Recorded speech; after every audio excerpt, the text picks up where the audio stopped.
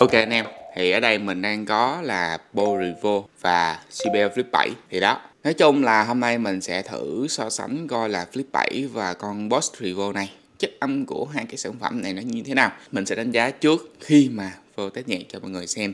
Con Bose Revolve thì cái khuynh hướng trước giờ nó sẽ là âm tối và hơi bị tù. Về độ sắc sảo thua JBL Flip 7, về độ to cũng sẽ thua JBL Flip 7. Nhưng tại sao như vậy thì quá rõ rồi, thì tại sao phải làm so sánh? So sánh ở đây là để cho cả nhà nghe và trải nghiệm được mình phù hợp với sản phẩm nào, mình phù hợp với thương hiệu nào. Mình với tiêu chí là không hơn thua, không có cái nào hay hơn cái nào, mà chỉ có cái nào phù hợp với người nào thôi. Con Flip 7 này nhẹ và gọn thì không gọn bằng con Bose rồi đó. Âm thanh to, hãng thì công bố 35W. Mình không biết phải thật sự là như vậy hay không, thì hãng công bố sao thì mình nghe vậy, 35W. Còn Bose thì họ không công bố, nhưng mà dao động khoảng tầm 20 đến 25 cỡ đó. Âm thanh 360, Flip 7 thì âm thanh định hướng, bass Flip 7 dày, đánh nó kéo đuôi. Còn thằng Bose đó giờ thì bass không có kéo đuôi, nó sẽ đầm, nó thiên về nội lực hơn, chứ không phải là nó rền, nó rên, nó rỉ như là JBL. Thì bây giờ mình sẽ so sánh nhạc cho mọi người nha.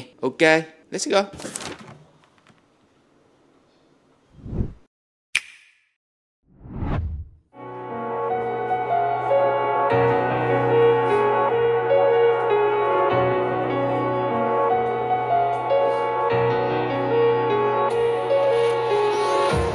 Empty hearts and neon lights, they're playing with my mind. Gotta get out of it